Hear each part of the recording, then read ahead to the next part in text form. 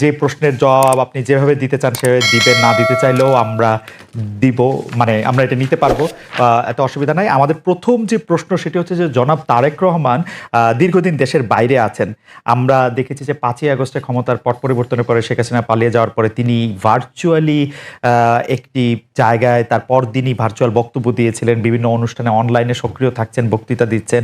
কিন্তু বিএনপির পক্ষ থেকে কি আসলে, দেশের পক্ষ থেকে এই দাবি আছে তাকে দেশে আসার, বা তারা মানে বিএনপি কখন মনে করে যে জনাব তারেক রহমানের দেশে ফেরা উচিত, মানে সে সময়টা কখন হতে পারে? না, এখানে আপনার যে প্রশ্ন আছে তার মধ্যে দু তিনটি আপনার দিক আছে। একটা হচ্ছে আপনার বলছেন যে বিএনপি দাবি তুলছে কিনা। এখানে এখন যে অবস্থা আছে তাতে বিএনপি দাবি তোলার প্রয়োজন নেই। এখন it will decided by Tarique Rahman himself, এবং পার্টিও সেটাই অপেক্ষা করছে। তার কতগুলো মামলা আছে, যে মামলাগুলো আপনার অনগোয়িং প্রসেসের মধ্যে আছে, কোর্টে আদালতে চলছে। আমরা যেটা সিদ্ধান্ত নিয়েছি যে ওই মামলাগুলো শেষ করেই দেশে আসবেন। আহ, সেক্ষেত্রে আরেকটি প্রশ্ন এরকম হতে পারে কিনা যে আমরা বেগম খালেদা জিয়াকে অনেকদিন পরে দেখলাম যে তিনি সশস্ত্র বাহিনী যে দিবস ছিল 21 নভেম্বর, সেটাতে তিনি উপস্থিত থেকেছেন। ডক্টর মোহাম্মদ ইউনূসও তার সাথে কথা বলেছেন, উপদেষ্টাদের মধ্যে থেকেও কেউ কেউ তার সাথে আসলে কথা বলেছেন, আমরা এরকম দেখেছি। আহ, যদি এই মুহূর্তে নির্বাচন হয়, যেটি আসলে বিএনপি যৌক্তিক সময়ের মধ্যে নির্বাচন দাবি করছেন, তাতে বেগম খালেদা জিয়া কি প্রার্থী হবেন, বা বিএনপি সংসদ নেতা বা প্রধানমন্ত্রী হিসেবে কাকে চাইতে পারে, চেয়ারম্যান নাকি ভারপ্রাপ্ত চেয়ারম্যান? এখানে এই মুহূর্তে এখনই আমাদের এই প্রশ্নগুলো নিয়ে আমরা আপনার কাজ করছি না। কারণ আমরা এখন আমাদের সামনে যে সবচেয়ে বড় চ্যালেঞ্জ সেটা হচ্ছে যে আপনার এই ইন্টারিম গভর্নমেন্টের কাজগুলো তারা যেন শেষ করতে পারে। অর্থাৎ যে সমস্ত সংস্কারের বিষয়গুলো আছে, সেই সংস্কার যে কয়েকটা আপনার খুবই আহ, নির্বাচন কেন্দ্রিক এবং প্রয়োজনীয়, সেই সংস্কারগুলো করে নির্বাচনের কথা আমরা বলছি। এবং আমরা মনে করি যে এটা আপনার যথা সময়ে সেটা অনুষ্ঠিত হবে। এবং দেশনেত্রী বেগম খালেদা জিয়া তো আমাদের পার্টির চেয়ারপারসন, এবং তিনি যদি নির্বাচন করতে সক্ষম হন শারীরিকভাবে, তাহলে অবশ্যই তিনি নির্বাচন করবেন।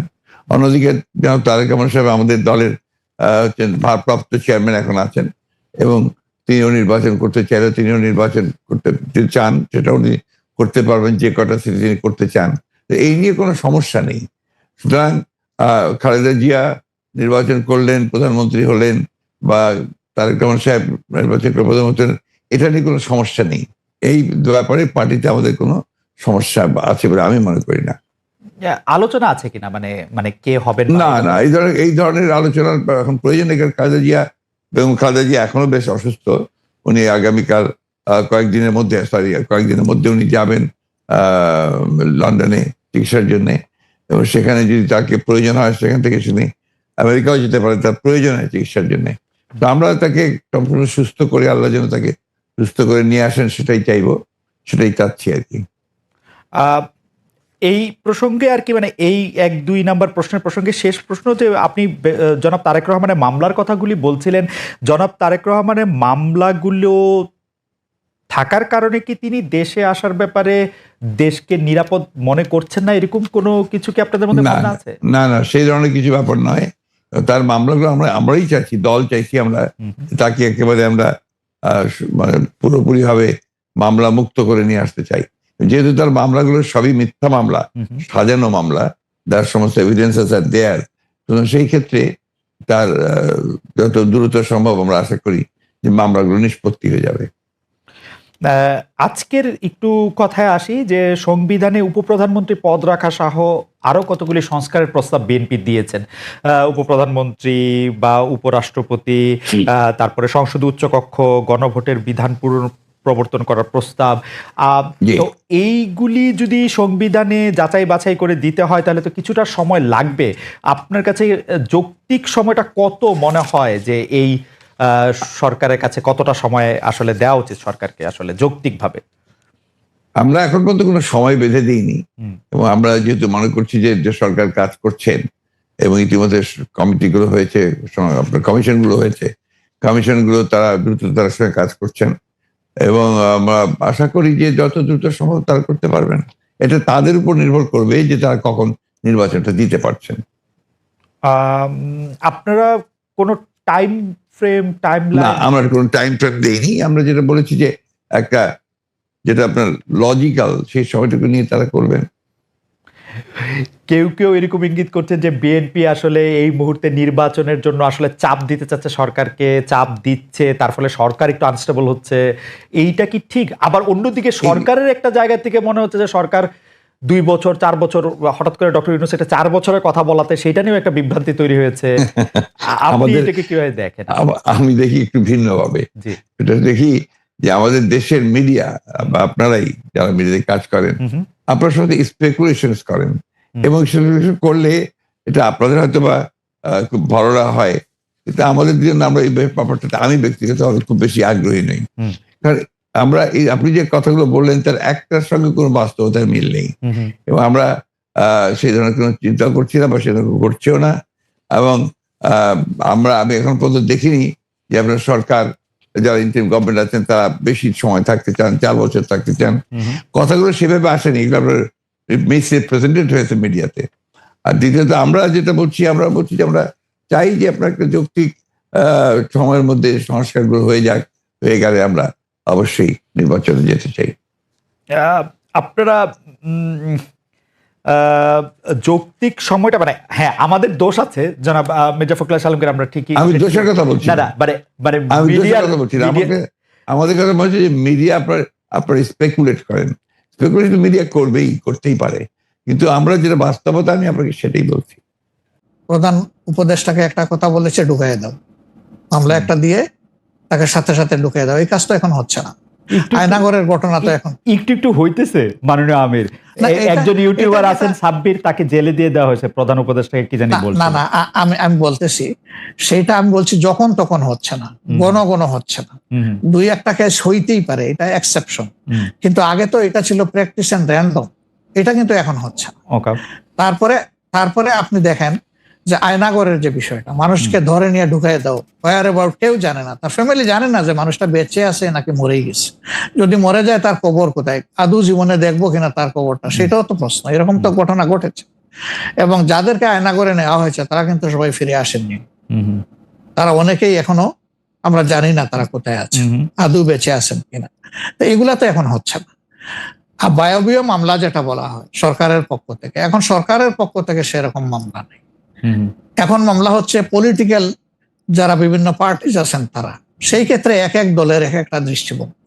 আমাদের দৃষ্টিভঙ্গি হচ্ছে যে for fair justice, complaint of পুরো অ্যাট্রোসিটি করেছেন যারা এটার পারপিটেটর, তাদেরকে ডিরেক্ট যারা আছেন তাদেরকে বাদ দিয়ে আমরা কোনো মামলায় কাউকে আসামি করিনি। এই জন্য আমাদের মামলায় শত শত কোনো আসামি নেই। ওকে। অন্যান্য সংস্থার বা দলের বা অথরিটির থাকতে পারে। তো এই জিনিসগুলোর কিছুটা হলেও ডেভেলপমেন্ট হয়েছে, কিন্তু আরো অনেক হওয়ার প্রয়োজন আছে এবং সুযোগও আছে। এই ক্ষেত্রে আমি শুধু একটা লাইন করে একটু বোঝার জন্য যে মানে আওয়ামী লীগ নিষিদ্ধ করা হয় নাই, আওয়ামী লীগের কার্যক্রম নিষিদ্ধ করা হয়েছে, দুইটার মধ্যে তফাৎ কি আসলে? মানে তারা মানে কি করতে পারবে আর কি করতে পারবে না, মানে একজন আওয়ামী লীগ কি করতে পারবে এখন? মানে আমার একটা আন্ডারস্ট্যান্ডিং হচ্ছে আওয়ামী লীগ নিষিদ্ধ, তা আপনি বলতেছেন না দুইটার মধ্যে একটু তফাৎ আছে। তফাৎটা কি আসলে? দেখেন, নিষিদ্ধ তো আমাদেরও করা হয়েছিল, তাই না? এবং একবার না, আমাদের এই সংগঠনের জন্মের পরে দফায় দফায় আমাদেরকে নিষিদ্ধ করা হয়েছে। নিষিদ্ধ যখন কোনো সংগঠনকে করা হয় তখন এই সংগঠনের ব্যক্তিরাও বিভিন্ন ধরনের সমস্যায় পড়ে যান, এর সাথে রিলেটেড ব্যক্তিরা। এমনকি তাদের স্বাভাবিক জীবনযাত্রাটাও তাদের পক্ষে চালায় নেওয়া সম্ভব হয়। তারা যদি সমাজের কোনো ক্রিমিনাল ব্যক্তি নাও হয়ে থাকেন, তবুও তাদের উপরে সমস্যা আরোপ হয়েছে। কিন্তু যখন কার্যক্রম নিষিদ্ধ থাকবে তখন ওই পলিটিক্যাল কার্যক্রমগুলা ছাড়া বাকি জীবনের সবই তো তারা করতে পারবে, করছে তো। আচ্ছা, তারা তো এই দেশ ছেড়ে সবাই তো আর চলে যান, সবাইকে জেলেও ঢুকানো হয় না। এইটা একটু পরিষ্কার হয়েছে। জনাব যুদ্ধাপরাধের মামলায় জামাত নেতা এটিএম আজহারুল ইসলাম খালাস পাওয়ার পর আপনি একটি সংবাদ সম্মেলনে বলেছেন, জামায়াতে ইসলামী বা তার কোনো নেতাকর্মীর মাধ্যমে কেউ ক্ষতিগ্রস্ত হয়ে থাকলে তার কাছে নিঃশর্ত ক্ষমা চাই। এই ক্ষমা প্রার্থনায় কি ৭১ মুক্তিযুদ্ধের সময়টাও আছে কিনা সেটা সেদিন আপনি স্পষ্ট করেননি, আজকে এটা স্পষ্ট করবেন? মানে আপনি অনেকেই প্রশ্ন করছেন যে জামায়াতের মাননীয় আমির ক্ষমা কিসের জন্য চাইলেন, মানে 47-এর পর থেকে শুরু করে আজকে পর্যন্ত, হুম, শুধু 71 না, 47-এর পর থেকে শুরু করে আজকে পর্যন্ত হুম, আমাদের দ্বারা যত মানুষ যত জায়গায় কষ্ট পেয়েছে, কেউ যদি ক্ষতিগ্রস্ত হয়ে থাকে, সেই মানুষগুলো তাদের সকলের কাছে আমি বিনা শর্তে ক্ষমা চেয়েছি। কেন ক্ষমা চেয়েছি? হুম, আমরা মানুষ, ইন্ডিভিজুয়াল মানুষ যেমন ভুল করতে পারে, মানুষের সমষ্টি একটা দলেরও বিভিন্ন ভুল সিদ্ধান্ত থাকতে পারে। কোনটা ভুল কোনটা সঠিক ইতিহাস এটা নির্ধারণ করবে। আজকে যেটাকে ভুল বলা হচ্ছে, কালকে এটাই হয়তো সবচেয়ে বড় সঠিক হিসাবে প্রমাণিত হবে। হুম, আর ইতিহাসের পালাবদলে রাজনীতিতে সবাই জিতে না, কেউ জিতে কেউ হারে। আমরা আদর্শবাদী একটা দল, আমরা বিশ্বাস করি আমরা মানুষ ভুলের ঊর্ধ্বে নই। আমাদের দ্বারা, আমাদের সহকর্মীদের দ্বারা মানুষ বিভিন্ন ক্ষেত্রে কষ্ট পেতে পারে, ক্ষতিগ্রস্ত হতে পারে। আমি এই সব কিছুর জন্য কোনো শর্ত আরোপ না করেই মাপ চেয়েছি। হুম, ওকে, মানে 47 এবং থেকে মাপ চাওয়ার মধ্যে কোনো পরাজয় নাই, না, লজ্জা নেই। অবশ্যই নাই। 47 থেকে আজ পর্যন্ত যে কোনো কিছুর জন্য মানুষ আপনাদের কাছ থেকে যদি কোনো ধরনের আঘাত পেয়ে থাকে, তার জন্য আপনি দুঃখ প্রকাশ করেছেন বা ক্ষমা চেয়েছেন। এর ভিতরে সব ঢুকে গেছে, কোনো কিছু বাদ নাই, ওকে, এভরিথিং ইনক্লুডেড। আচ্ছা, এবং এটা আনকন্ডিশনাল, মানে অ্যাপোলজি দিয়ে আনকন্ডিশনাল পার্ডন সিক করেছে।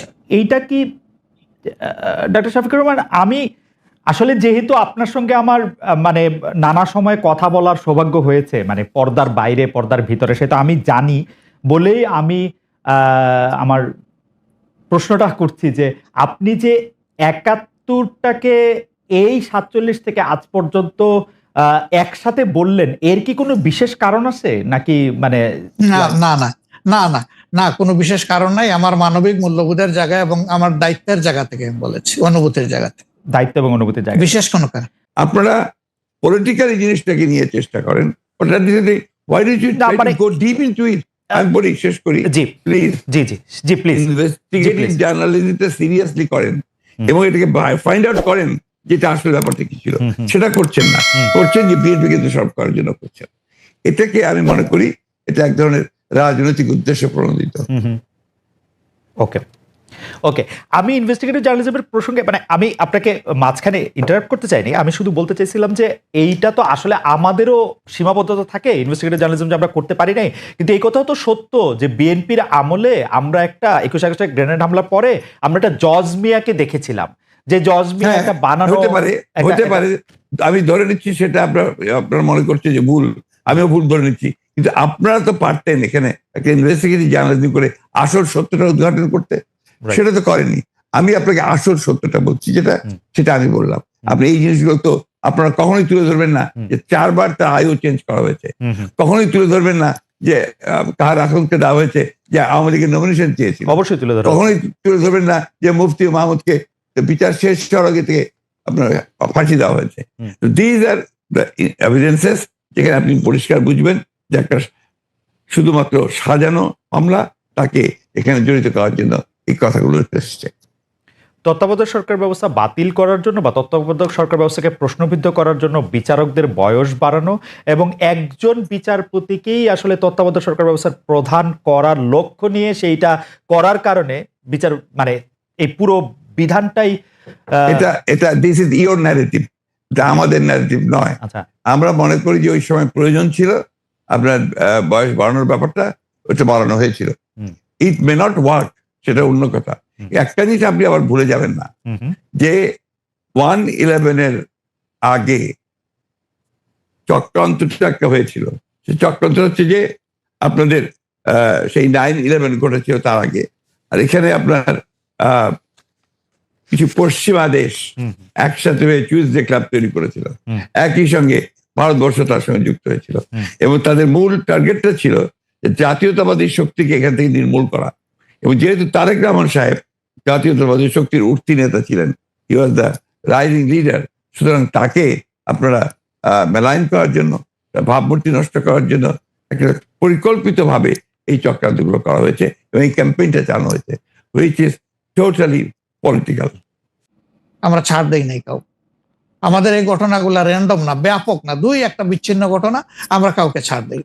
আমরা যেহেতু আপনার সময় কম, আমরা দ্রুত একটা বিষয় থেকে আরেকটা বিষয়ে যেতে হচ্ছে। সম্প্রতি আপনি একটি ভাষণে বলেছেন, আমি এখানে ছোট্ট একটু অ্যাড করতে চাই। জি প্লিজ। এই যে মব, যেটাকে এখন মব বলা হচ্ছে, এর চাইতে কিন্তু আরো নিকৃষ্ট মব কিন্তু গত 15.5 বছর মানুষ প্রত্যক্ষ করেছে।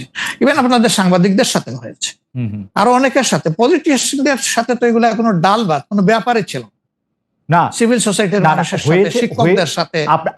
কিন্তু ওইগুলা দিয়ে আমরা এটাকে জাস্টিফাই করতে চাই। হয়েছে বলেই আমরা সবাই মিলেই কিন্তু এগুলির প্রতিরোধ করেছি, প্রতিবাদ করেছি। আসলে যে যার জায়গা থেকে প্রচন্ড ভাবে প্রতিবাদ করেছে। আমার মনে আছে ডয়েচে ভেলেতে থাকতে আমি একবার শেখ হাসিনার নাম করে এতবার বলতেছিলাম যে কেন তিনি এটি করবেন, কেন তার এটি সমালোচনা করা যাবে না, এবং কেন তার এটা, মানে আমার মনে আছে যে মানে আমার সাংবাদিকতায় আমি কোনো সময় অ্যাক্টিভিজম করতে চাই না বা অ্যাক্টিভিজমের জায়গা থেকে, কিন্তু এইগুলির প্রতিবাদ আমরা সবাই মিলেই আসলে করেছিলাম, যে যার অবস্থান থেকে।